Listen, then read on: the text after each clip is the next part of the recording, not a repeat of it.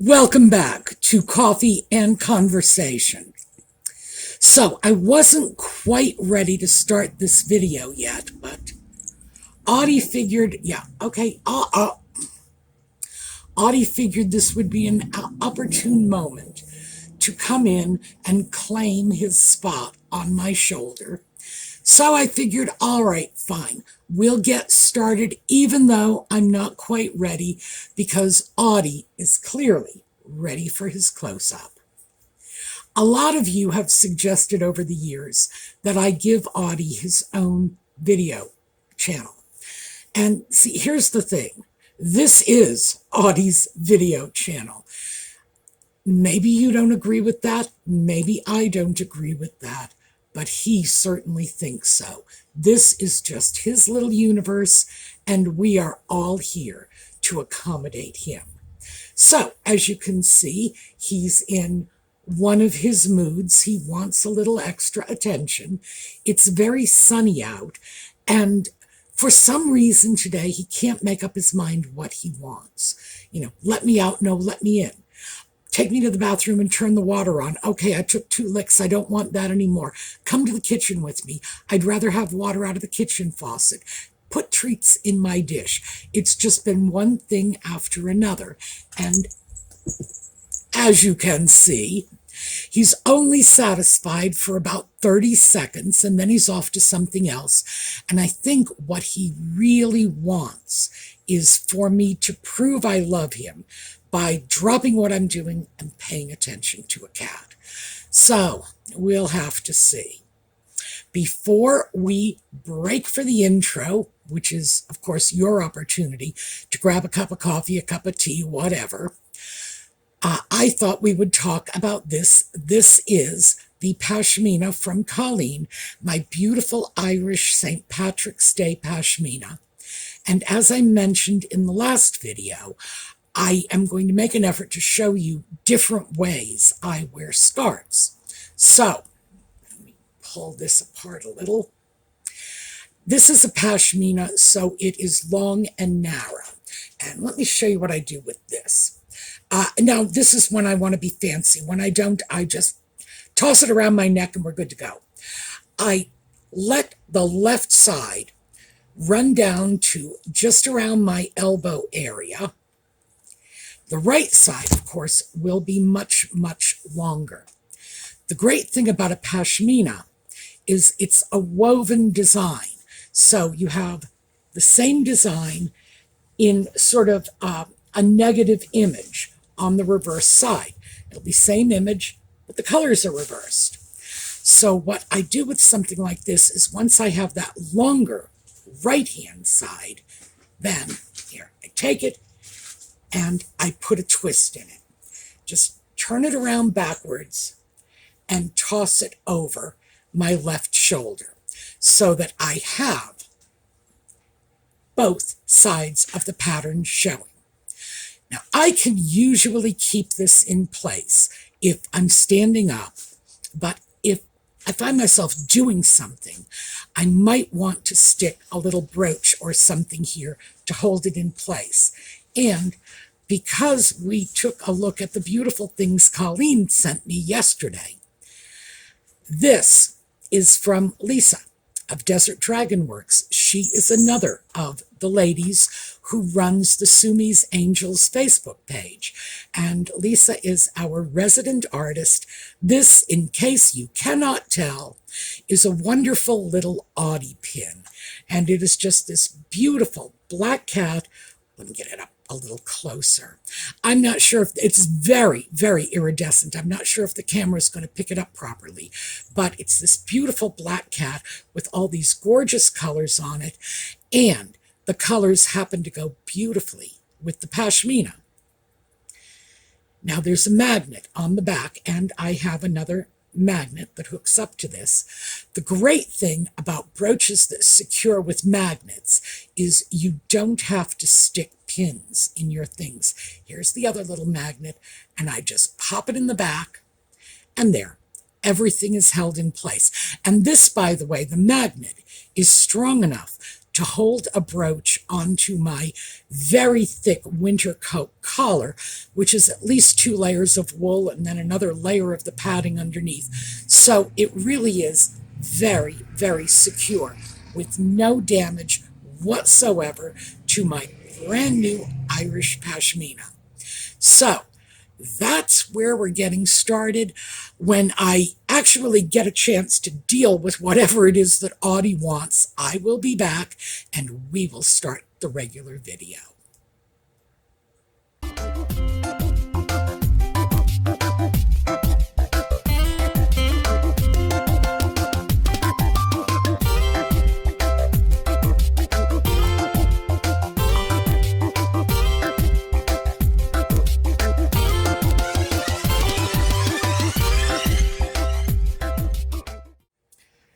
Well, I'm back. I have no idea what Audie wanted. I followed him into the kitchen. He promptly turned around, ran to the bathroom, and I was just like, no, because we had come from the bathroom just before I started this video. So whatever it is that he wants back there, he's already gotten it. And again, I think this is just the chase me around the house to prove you love me. So let me do some follow-up from the comments yesterday. And thank you all so much. As I mentioned, I had read on the internet that the best way to clean out the scale on a kettle was to wash it out in vinegar. But I've also heard there is a giant spaceship from Zeta Reticuli under the ice caps in Greenland. That too came from the internet, and I'm pretty sure that's not true. So I'm no longer as trusting of internet advice as I may have been at one time or another. So that's why I wanted to throw this out to people who actually use kettles all the time and have spent a lifetime cleaning them out, because electric kettles are very new to me. It's delightful, but it's brand new.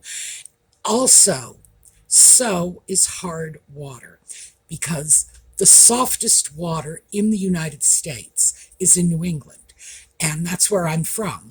So this heavy mineral buildup in the water that we have in Pennsylvania is something I'm really not accustomed to. It's not too bad here. I call this sort of middle and hard. The water is hard, but it's not as hard as it is in other places. It's nowhere near as soft as it was in New England, though. So, scale on the inside of a kettle is new to me. The kettle itself is new to me. And it turns out that the internet advice was correct. All of our British friends said, vinegar. We use vinegar. We'll throw a little lemon juice in the vinegar. We'll throw a little baking soda in the vinegar. But vinegar is the common denominator. Also, they tell me there are commercial descaling chemicals, but they always make me a little nervous, because if you get a little residue left inside the bottom of a pot where you're boiling water that you are then consuming, this strikes me as potentially dangerous. So, my first option is going to be the vinegar. We're going to try that, see how that works. I don't think I have, well, how could I have a serious mineral buildup in the bottom of this kettle, because I haven't had it that long. So we are going to try this. And also, I have been advised that swishing a little vinegar around in the pot once a week should eliminate the need for more serious cleaning. So I have learned, and frankly, you folks are delightful, because I learn so much from you all the time. And this is terrific practical advice that I need right now. So, thank you. Other things that came up in the comments. We had talked about bras. And I said at some point I'm going to have to do a whole video about bras. But I thought I would just pull the whole idea of modern underwear. Yeah, I know. The guys are leaving even as we speak. Well, too bad for them, because I'm probably going to show pictures of women in underwear. And ordinarily, that's the sort of thing that keeps the guys a-coming. Things have changed for our generation. When I was young, the same is true for many of the rest of you. Do you remember garter belts? Stockings with seams up the back? When I first started wearing stockings, they had seams up the back, and you kept them in place with garters and garter belts. And there were a couple of different kinds of garter belts, and I'll show you some pictures. The one that I decided was probably the most comfortable and convenient was the panty girdle with garters built into it, because I could just yank it on like a pair of way too tight pants, and I didn't have to worry about where the garters were or if I got it on straight, because let's face it, it's a pair of pants. There are two ways you can put it on, well, three ways. You can put it on forwards, backwards, or you can put it on inside out. But as long as you've got it right side out and the little floral panel is in the front, you're good to go. And you don't have to worry about where those foolish little garters are. That was absolutely dreadful. And I can remember thinking at the time, I wasn't just a teenager. I was a teenager on the skinny side, thinking to myself, I am 15 years old, wearing a panty girdle, and as it stands, I turn around sideways and I disappear. So is this crazy or what? Am I living in a nutty universe? By the time I was 20, this was my normal. My normal was stockings. They no longer had seams up the back. That disappeared in my later teenage years. But it still was the stockings, the garters, the panty girdle. What? And like I say, that was my normal. And then in the 70s, the pantyhose legs eggs came out. I found them very daunting at first, because the pantyhose were all crunched up in this little egg-shaped container. Like, okay, but you shake them out and hope for the best. In fact, that really was the way it worked. And that was still, confusing and complicated. And you had to struggle to get into these things. And like I say, I was skinny. So if I was struggling to get into this stuff with my skinny, barely out of teens body, imagine what it was like for grown women who were a little more amply endowed than I was. And now we're fast forwarding 50 years. No one is wearing stockings anymore. People are running around with bare legs. This is just normal.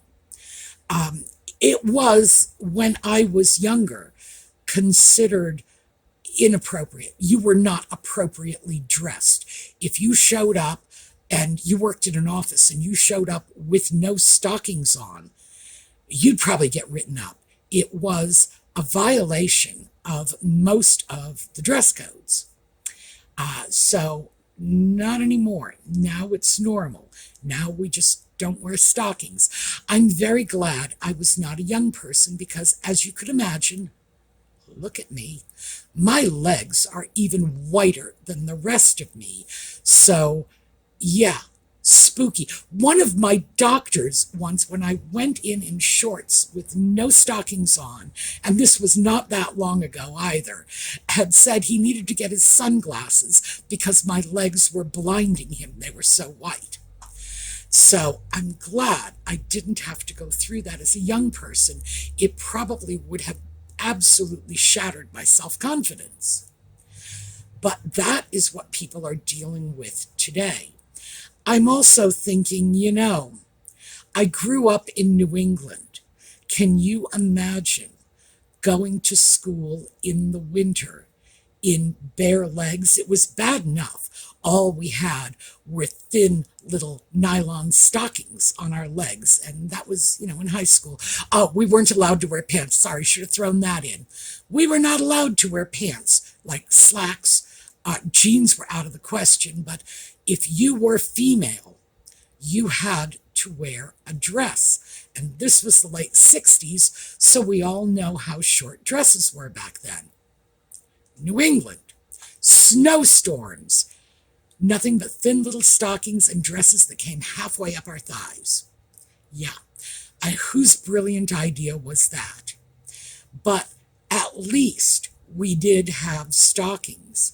Today, if we had those same ultra short skirts, which we don't, thank goodness, we'd be going to school with nothing at all on our legs, and we'd all be showing up with frostbitten knees. Whoa.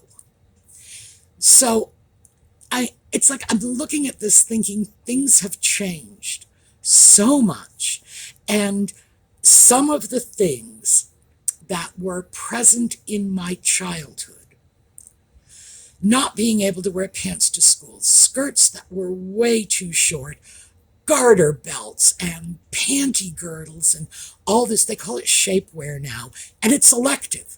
You can wear it if you want to, but you don't have to wear it.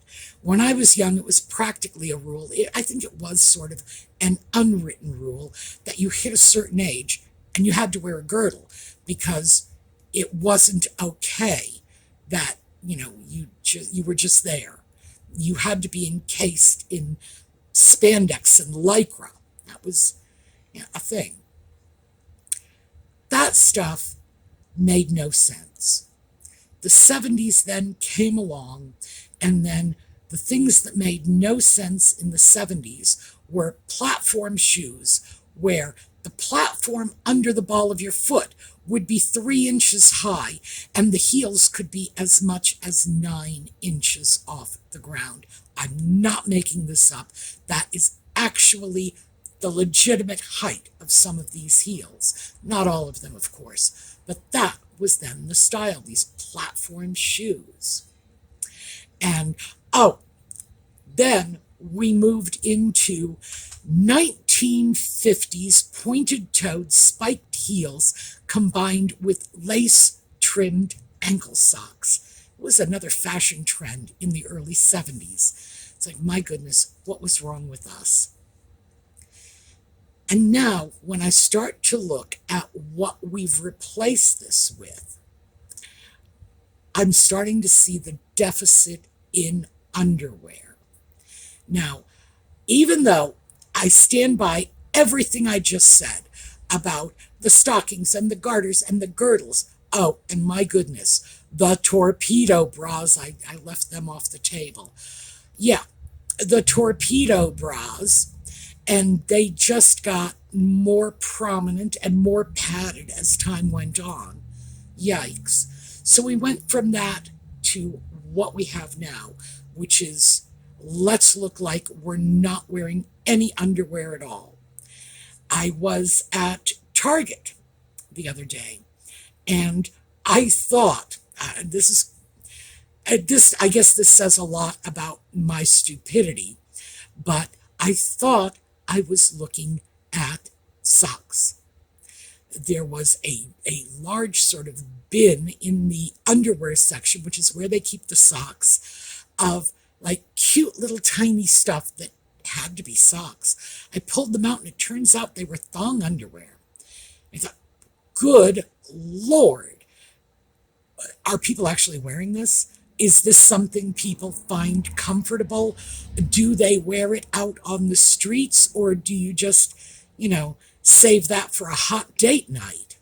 No, they're wearing this stuff. This is actually considered a legitimate style of underwear that barely covers your nether regions. And what? Of all of the uncomfortable things I put up with back in the 60s and 70s, massive heels, girdles, garters, garters. And we're not even talking about the feminine stuff. And I know all of you my age, that's where your minds are going. Garter belts, let's talk about the other belts. No, we're going to leave that off because this is a family-friendly channel. But if you're my age, you know that probably goes to the very top of the list in terms of horrific discomfort. So, moving back to a more family-friendly topic, all of the dreadful undergarment situations we had to deal with back in the 60s and even through the early 70s are nothing compared with what young people today have to cope with. I am glad they still have something that vaguely resembles shapewear, because this is at least coverage. At least you go out and you're semi-covered. You know, it's not like everything you own is separated from the universe, because remember, they don't wear slips anymore. With one thin layer of cotton from your summer dress, I couldn't leave the house like that. I have to be honest with you. If someone said, put on some thong underwear and a summer dress, I would not leave the house. I would be too emotionally uncomfortable to walk out my front door looking like that. I would be too uncomfortable to even walk out into my own yard like that, because it just doesn't seem to me to be fully clothed. Now, last week, last week in one of our videos, Sweet History, and I'm sure you all know her from the comments, and I have mentioned her videos because she has done some fabulous videos, and you should all check them out on her channel. She had mentioned that her mother told her not to leave the house in a dress unless she had like bike shorts or Spanx or some kind of shapewear underneath it, in case the unthinkable happens and the wind blows up your skirt, or you fall, or you brush up too close against somebody. There are all kinds of, my generation knows all the things that could happen, because remember, we wore short skirts. It happened to us, and it was part of our daily lives with these super short skirts. So yeah, fortunately, some of the younger generation are still being told, well, this isn't appropriate. But overall, they're really not. This is their normal. No stockings, no slips, underwear that, like I say, barely conceals whatever you have that needs concealing. And that's it. You are just free to roam the universe like this. And it's not about modesty. It's not about all of that weird old-fashioned stuff that our generation was raised in. It's simple common sense. Now, I just mentioned Sweet History, and Lex is, she's 20. She's going to be 21 soon. I think we've got a month and a half till she's 21. Officially an adult with the rest of us. She's in Canada. Can you imagine what it must be like? I can, because I lived like this in New England. But can you imagine what it must be like to live like this with so little in terms of protective underlayers if you're in a place like Canada? Or Wyoming, Montana, those places out in the Northwest that have, goodness, they have brutal winters too. Scotland, their winters are not quite as cold as ours, but they are wet, really, really wet. And there are places in Scotland where it hardly ever dries out. Can you imagine being there with the small pittance of fabric that the kids today are calling underwear? wow, it's just like there's a lack of sense in this. Now, I also have to pull back and say, well, I couldn't wear slacks to school.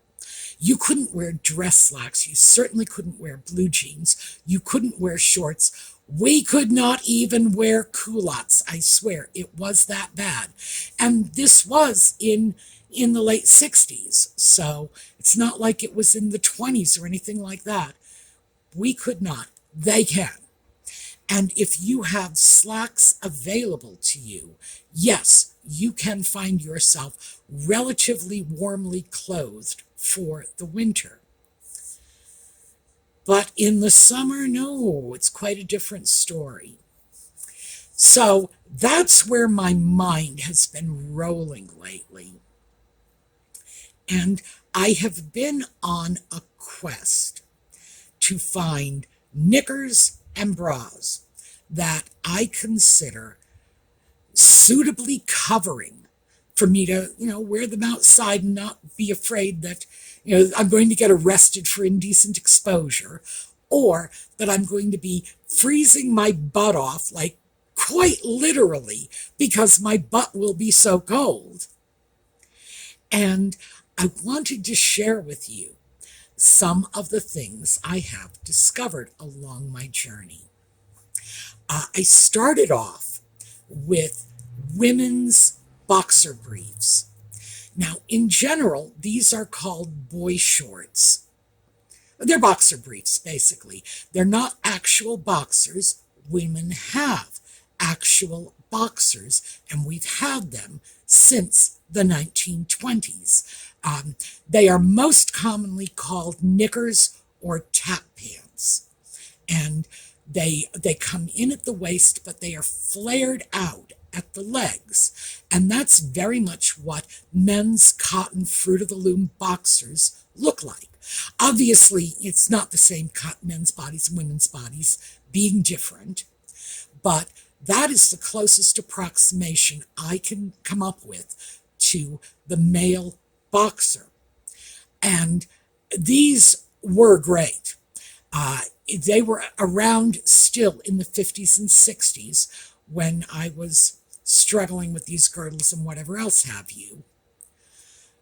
But they were less and less common as time went by, and they had their own set of problems. The legs of these tap pants would just sort of float in the breeze. So, yeah, if you were wearing nothing but that under a dress, if the wind blew your skirt up, it was blowing your knickers up too.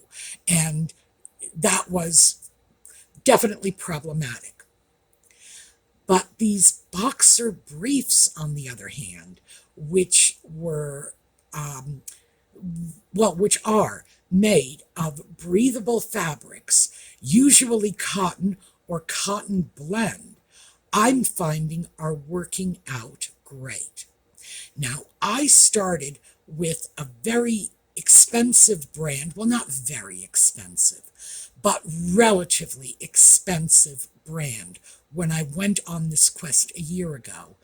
And they were running at something like $18 to $20 a pair. I think that was it. I got a bunch of them on the theory that I would rather get a pair of $20 underpants that I like and will wear than a whole drawer full of less expensive things that I don't like and won't wear. But after a year, I simply found the brand I had chosen, this relatively expensive brand, was not holding up. So after a year, I switched over to another brand, which I am trying now. These, by the way, are better. I'll show you a picture. They're about $7 a pair because they come in packages of 4, and it's like $28 for the 4 of them. So they're about $7 a pair.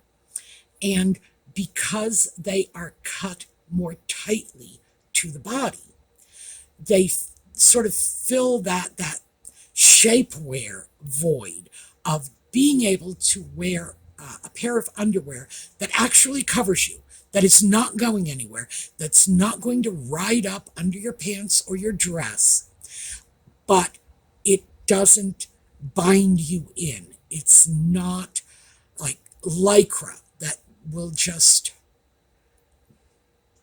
compress you a little too much. You all know what I mean. Those of you my age remember the girdles, so hey. That is what I am looking at now. I am not unhappy that I started off with the other brand because it at least served to show me in the year that I wore them that I do like this particular style of longer legged briefs. I guess we're going to call them briefs. Knickers. I'm going to have to go with knickers. And the reason I'm going to have to do that is because that's what they were called back in the 20s when they were tap pants, what we would call today tap pants. But it's sort of the 21st century version, so we'll stick with knickers. I can absolutely live with the kind of coverage I get from something like that without feeling that all the wrong bits of me are slipping out through all the wrong openings and whatever else have you. So I was glad that I had the opportunity to try these things and see if I liked them. It would have been better if I had done it somewhat less expensively, but hey, isn't that always the way? The newer ones, the ones that I've recently gotten to replace those, because as I say, they have not held up. Expensive though they may have been, a year later, they are loose and baggy. And although, sure, they're comfortable, but so are pajama bottoms, but I'm not wearing them out in the streets either.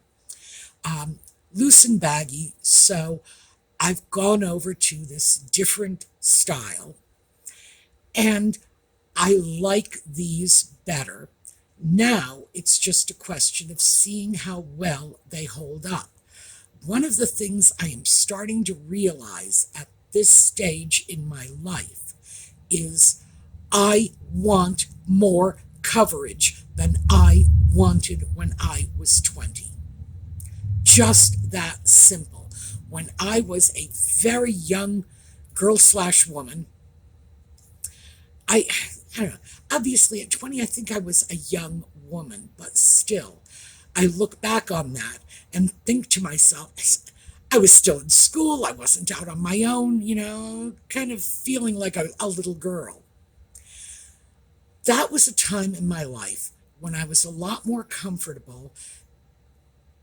I don't want to say exposing a lot more because that would be rather inappropriate. It's like I wasn't flashing the neighbors. I really wasn't. I know you wonder about that. The neighbors wondered about that too, but truly I was not. I just felt a little more comfortable not having more covering underwear. I think this is more a function of my age and my sense of I would like to make sure everything is where it's supposed to be and nobody who isn't supposed to be getting a glimpse of it is going to. When I was 20, that was not such a big deal. Not flashing the neighbors, but hey, I was young.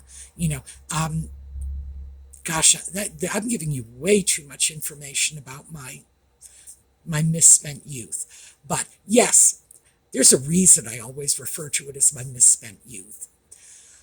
I'm more comfortable with more coverage. So at this point, I think I'm pretty much okay in the knickers department, assuming this newest style that I've found works out for me. It might not. Remember the other ones, I thought they were great when I first got them, and it's only after a year that I realized they just don't hold up over the long haul. And I don't know, maybe it's not reasonable to expect a pair of knickers to last for a year. But when I think about that, that's probably something in the range of 40 or 50 wearings based on the number I have, and that I can rotate through. Yeah, 40 or 50 wearings. Maybe that's all they're supposed to last. Maybe I just have a very different set of standards that came from those cotton drawers I was used to as a kid. Because those, yeah, in general, we didn't have somewhere, what do I have? Somewhere between 12 and 20 pair. We didn't have 12 to 20 pair of underwear in our drawers back in the day. No one did. That was just, it wasn't the way we purchased clothing. We never really had that much of anything. So maybe I'm just, dealing with some old-fashioned standards. But regardless, we will keep an eye on this. Yes, I will tell you how well my underwear holds up, because I know I am not the only person. I did not invent these problems, so there's no reason to believe that I am the only person in the world who is currently dealing with this. That transition from what happens when you hit a certain age and you become aware of your needs changing and the cute little bikini pants that you were wearing in your 20s. And I will say this, in my case, straight up through to my 50s. It embarrasses me to say that, but it is the truth. They're just not working anymore. That is no longer meeting my needs, and it probably shouldn't. So that is what I have for you. I am going to do something on bras specifically because, again, I know I am not the only person with concerns and issues about this. Very often, as we age, we have a need for more support. Many of you said in the comments, I'm getting older, I don't even wear a bra anymore. And more power to you if that's how you are comfortable. I tend to spend a lot of time, especially in the summer, in t-shirts. So I suppose I could go braless. Why not? But I'm not comfortable with that. So it's really more a question of my comfort than am I giving the neighbors too much of a show. I got a lot of elderly men in the neighborhood, and I can assure you that even though I am no spring chicken, those old men have not had the kind of show I could put on in a very, very long time. And it doesn't matter to them that I'm 70.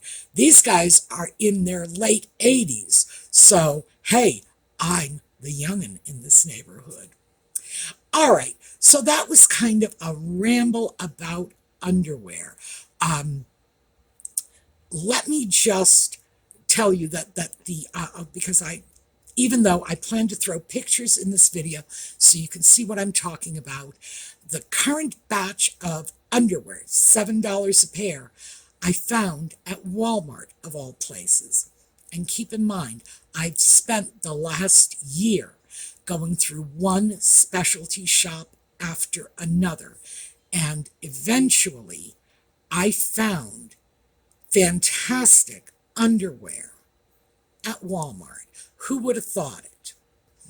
All right, we are going to take a look at a slideshow on the way out. I wish you all a very St. Patrick's happy day is about what I was going to say. Boy, you can tell I'm from Boston. I swear I haven't started drinking. That's not what's going on. A very happy St. Patrick's Day. Like I say, I'm from Boston. It's one of our chief holidays. So go do something Irish and don't drink and drive. I will see you all next time. In the meantime, have a terrific day.